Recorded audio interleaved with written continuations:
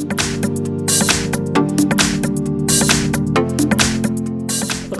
front of me is a Honor 4X, and today I will show you how to set up a portable hotspot. So to get started, you want to pull down the notification panel, go to shortcuts, and find your hotspot. So it's right here, and you can by default enable it as long as you know the password by just tapping on it like so. And then it gets enabled, and you can now connect to your Wi-Fi with a different phone. Now, if you're not sure what the password is, you can always hold it. It will take you to the settings where you can actually customize it further. So configure Wi-Fi hotspot.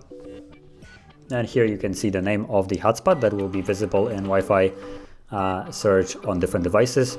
And then you also have the password, which by default I think it's random, but you can change it to anything you want. So you can delete this one and just put a completely different one like so.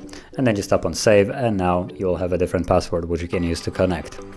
And that's about it. You can now connect to your device and you know the password and also the name of the Wi-Fi, which you can also change.